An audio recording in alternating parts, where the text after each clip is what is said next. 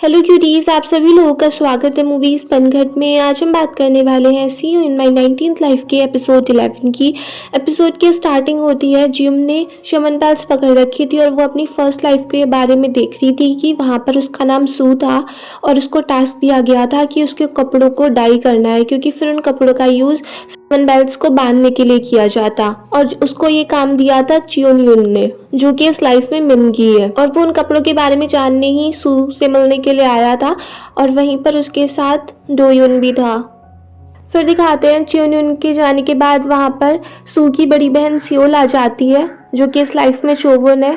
उसके जाने से सू काफ़ी गुस्सा कर रही थी कि वो यहाँ पर आके हमें बता रहे कि हमें क्या करना चाहिए या क्या नहीं करना चाहिए। तो सियोल उसको थोड़ा इंकरेज कर रही थी कि एक बार ये काम हो जाएगा तो फिर हमें किसी बात की टेंशन नहीं लेनी पड़ेगी। और फिर पता चलता है कि सियोल बीमार है और इसीलिए सू उसको ठीक करने के लिए कुछ रास्ते ढूंढ रही है। तभी उसको डॉक्टर से पता चलता है कि एक चीज़ हो सकती है जिससे सियोल को बचाया जा सकता है, मगर वो बहुत ही ज़्यादा डेंजरस है।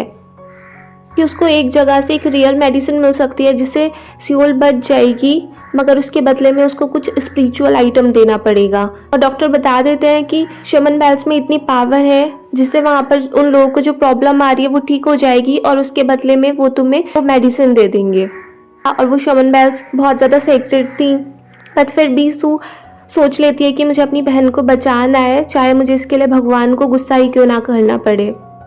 तो इसीलिए वो सोच लेती है कि मैं शमन बेल्स को वहाँ से चुरा लूँगी जैसे ही मास्टर चियोन अपना रिचुअल कंप्लीट करेंगे। इसीलिए वो रात को देखती रहती है और जैसे ही मास्टर चियोन का रिचुअल कंप्लीट होता है वो वहाँ से बेल्स को लेके भाग जाती है।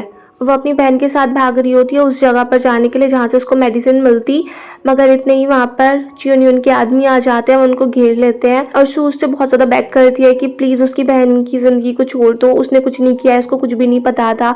और वो कहती है कि सारी गलती मेरी है, सारा पनिशमेंट मैं ही फेस करूँगी। वो बहुत ही ज़्यादा प्लीड कर रही होती है, बहुत बैक कर रही होती है, मगर कोई असर नहीं पड़ता और चियोन यून के कहने पे हैन्या सियोल को मार देता है। और वहीं पर सू कसम खाती है अपनी बहन को पकड़ के कि वो उसका बदला लेके रहेगी। फिर दिखाते हैं वहीं जहाँ पे लास्ट एपिसोड फिनिश हुआ था, जियोम ने सियोल का गला पकड़ रखा था और वो उसको मारने की कोशिश कर रही थी। उसको अभी कुछ समझ में नहीं आ रहा था कि क्या हो रहा है। फिर सियोल भी थोड़ा बहुत ज़्यादा परेशान हो रहा था, वो उसकी हेल्प करने की कोशिश करता है और जैसे ही जियोम को रियलाइज़ होता है कि इस टाइम पे क्या चीज़ है, क्या रियलिटी है, तब उसको थोड़ा सा होश आ जाता है। वो एकदम से सिवा को छोड़ देती है, मगर फिर से उसको वही अपनी फर्स्ट लाइफ के बारे में याद आने लगता है, तो फिर से सिवा का गला पकड़ लेती है और बाद में उसको पता चलता है कि वो क्या कर रही थी। फिर उसको एकदम से छोड़ देती है, रोने लगती है और शिवा को समझाने लगती है कि अभी उसने फर्स्ट लाइफ में क्या देखा। शिवा उसको कंफर्ट करने की कोशिश कर रहा था, मगर फिर से वो अपनी फर्स्ट लाइफ में पहुंच जाती है और वो उसको हैनिया ही समझने लगती है और फिर वो उससे कहने लगती है कि तुमने मेरी बहन को मारा है। शिवा उसको समझाने की कोशिश करता है कि वो शिवा है, हैनिया नहीं है, और मिनगी बाहर खड़ा था, वो सब कुछ देख रहा था। फिर थोड़ी देर बाद जियोम को समझ में आता है कि क्या हो रहा है। वो शिवा से माफ़ी मांगती है और उससे कहती है कि प्लीज़ थोड़ी देर मैं अकेला रहना चाहती हूँ। जब शिवा वहाँ से जा रहा होता है तब उसको मिनगी कॉल करता है, मिलने के लिए बुलाता है और शिवा उससे पूछने लगता है कि वो जियोम की कैसे हेल्प कर सकता है, उसे उसके सीक्रेट्स जानने हैं। बट मिनगी बोल देता है कि अगर तुम्हें भी जियोम के सीक्रेट्स पता चल जाएंगे तो तुम भी एक यूम की तरह हो जाओगे। और फिर वो उसको बताने लगता है कि मैं भी जियोम की फर्स्ट लाइफ में था और तुम भी थे, मगर तुम उसकी हेल्प करने के लिए कुछ भी नहीं कर सकते हो। और फिर मिनगी उसको बताने लगता है कि अपनी पास्ट लाइफ के बारे में सब कुछ याद रखना कितना डिफिकल्ट होता है, कितनी सारी पेनफुल मेमोरीज होती हैं, उनके साथ जीना कितना ज़्यादा मुश्किल होता है।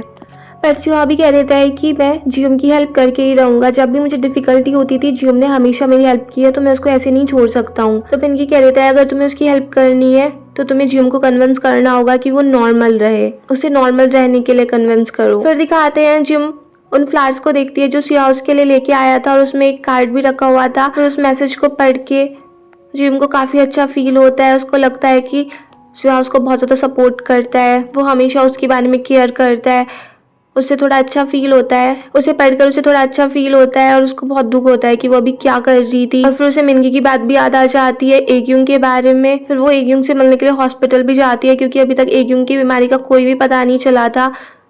तो जियोम बहुत ही ज़्यादा दुखी थी कि उसकी वजह से ये सब कुछ हुआ है, मगर एग्यूंग कह रही थी कि इसमें तुम्हारी कोई भी गलती नहीं थी और जो टाइम हम दोनों ने एक साथ स्पेंड किया है उसके बराबर इस दुनिया में कुछ भी नहीं है, उसके लिए तो ये बीमारी भी कुछ नहीं है। फिर दोनों एक दूसरे को हक कर लेते हैं, रोने लगते हैं। फिर दिखाते हैं डोजिन चुवोन से मिलने के लिए आता है और वो उसको अपने भाई के बारे में बताने लगता है कि डैड के गुजर जाने के बाद डोयुन को एकदम से ही बड़ा होना पड़ा, उसको वो सारे काम करने पड़े अपना घर चलाने के लिए। उसने अपनी एज तक फेक लिखवा दी जिससे वो पार्ट टाइम जॉब कर सके, घर का खर्चा चला सके। और फिर उस दिन जब डोयुन ड्रंक था उसने देखा था जब चुवोन वहाँ से चली गई थी तो डोयुन कितना ज्यादा रो रहा था कि डोयुन भी उसको बहुत ज्यादा पसंद करता है।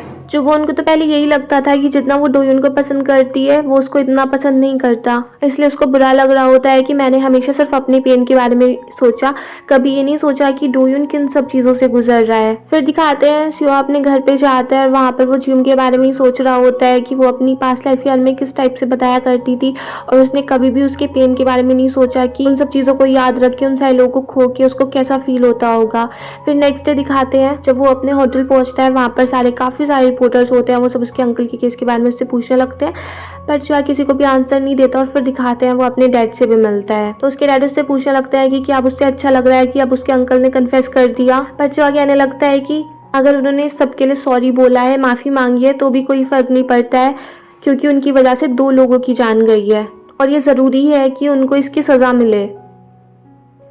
उसके डैड कहने लगते हैं मैंने ये बात तुम्हें पहले इसीलिए नहीं बताई थी क्योंकि मुझे पता था तुम सबको हैंडल नहीं कर पाते, बट शिवा कहता है मैं सब कुछ हैंडल कर लेता। फिर दिखाते हैं शिवा जुवोन की मॉम से मिलने भी गया था, उसने उनको सारी बात बता दी थी। तब जुवोन की मॉम ने कहा था कि तुम बिल्कुल अपने डैड की ही तरह हो क्योंकि पहले शिवा के डैड भी उनको ये सारी सच्चाई बताने के लिए आए थे। उन्होंने सारा सच बता दिया था कि एक्सीडेंट किस वजह से हुआ और वो उनसे उन्होंने बहुत ज़्यादा माफ़ी भी मांगी थी। तब दोनों ने डिसाइड किया था कि हम सिहा को ये बात नहीं बताएंगे क्योंकि दोनों ही सिहा को प्रोटेक्ट करना चाहते थे। बट सिहा कह देता है कि ये आपका डिसीजन गलत था, आपको मुझे सारी सच्चाई बता देनी चाहिए थी क्योंकि आपके सब कुछ छिपाने से हम दोनों ही दुखी रहे। और इस बात को लेके सिहा के डैड भी अपने से ही नाराज थे कि उन्होंने क्या किया क्योंकि इसी बात को लेके मिस जैंग उनको धमकाया करती थी क्योंकि वो नहीं चाहते थे कि सिहा को ये बात पता चले और मिस जैंग को ये पता चल गया था तो इसी बात को लेके उन्होंने अपने काफी सारे काम करा लिए। और सिहा के डैड हमेशा उनकी बात मान लेते थे क्योंकि वो नहीं चाहते थे सिहा को कोई भी प्रॉब्लम हो। फिर दिखाते हैं जिम जब हॉस्पिटल में होती है तभी वो मिनगी से टकरा जाती है और जिम उससे पूछने लगती है कि तुमने मुझे ये बात क्यों नहीं बताई थी कि मेरी फर्स्ट लाइफ में तुम भी थे।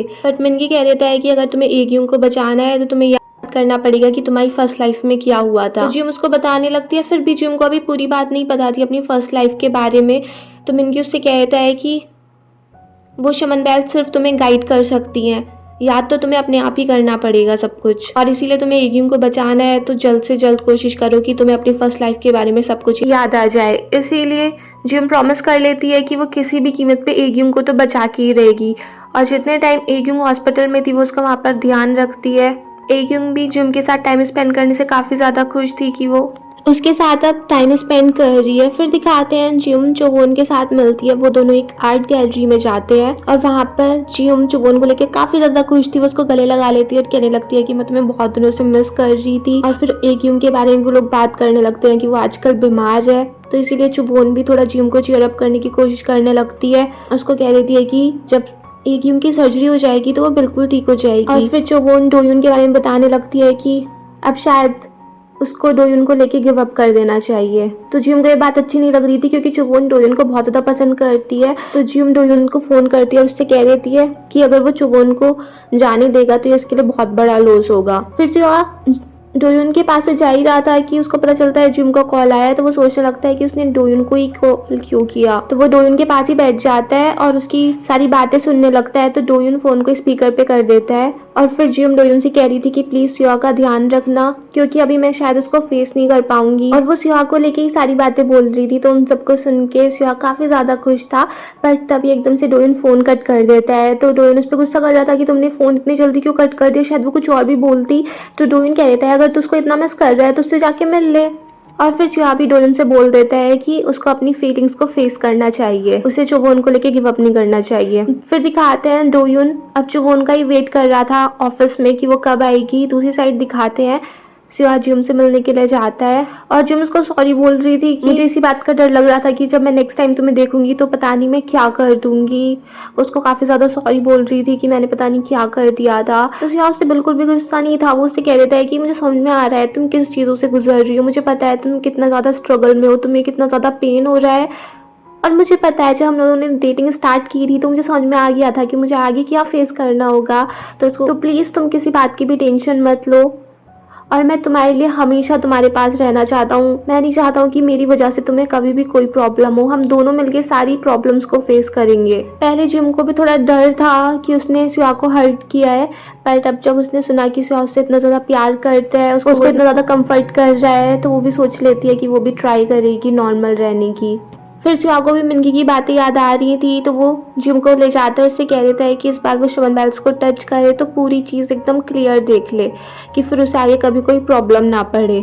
तो इस टाइम जब जिम देखना शुरू करती है तो उसको पता चलता है कि जब वो लोग मास्टर चियोन से बैक कर रहे थे, सो उससे बहुत ज़्यादा बैक कर रही थी कि वो प्लीज़ उन लोगों को जाने दे, कम से कम उसकी बहन को तो छोड़ ही दे। फिर वो हैनिया से भी प्लीड करने लगती है कि प्लीज़ मेरी हेल्प कर दो, क्योंकि वो हैनिया को पहले से देखती रहती थी, उसको वो काफ़ी ज़्यादा पसंद था। इतने में ही वो हैनिया से बात कर ही रही थी कि मास्टर चियोन सियोल को मार देता है, और फिर वो सू को भी मारने वाला था, मगर तभी हैनिया उसको रोक लेता है और उसे कहता है कि इसको मारने की तुम्हें ज़रूरत नहीं है, और क्योंकि तुम्हें अभी अपना रिचुअल भी कंप्लीट करना है, वरना फिर हम उसके लिए भी लेट हो सकते हैं। तो वो सू की तो जान बचा लेता है। फिर दिखाते हैं रात को जब मिंगी वो रिचुअल परफॉर्म करने के लिए जा रहा था, तभी वहाँ पर सू आ जाती है उसको मारने के लिए, और वो चाकू मिंगी की तो लगता नहीं है क्योंकि सुहा बीच में आ गया था, और वो चाकू उसके लग जाता है।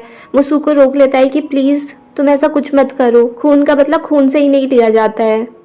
बट सू भी कह देती है कि अब कुछ मैटर नहीं करता है, और फिर मिंगी को मारने के लिए जा रही थी, तभी पीछे से एक एरो सू के भी लग जाता है और वो एकदम से सुहा के ऊपर गिर जाती है, मगर उसने अब भी हार नहीं मानी थी। वहाँ पर जो शमन बेल्स पड़ी हुई थी वो उनको उठा लेती है और कह देती है कि मैं हमेशा इस बात को याद रखूंगी, इस गुस्से को याद रखूंगी, और मैं अपना बदला लेके रहूंगी, चाहे हजारों साल बीत जाए, चाहे करोड़ों साल बीत जाए, मैं अपना बदला लेके रहूंगी। दूसरी तरफ दिखाते हैं मिंगी ऑफिस में था और उसके हाथ में एक शमन बेल थी, और उसको भी फ्लैशबैक आता है जब उसने हैना से कहा था कि वो उसकी हेल्प करेगा कि वो भी नॉर्मल हो जाएगी, और फिर उसने उससे भी बोल दिया था कि तुम्हें कुछ और काम भी करने पड़ेंगे, और फिर उस बेल को पकड़ के वो यही कह रहा था कि मैं तुम्हें कैसे भूल सकता हूँ। और फिर यहीं पर ये एपिसोड फिनिश हो जाता है। अगर आपको ये पसंद आया हो तो प्लीज़ मेरे चैनल को सब्सक्राइब करें, लाइक करें, शेयर करें, कमेंट्स करें, and bye bye till next video.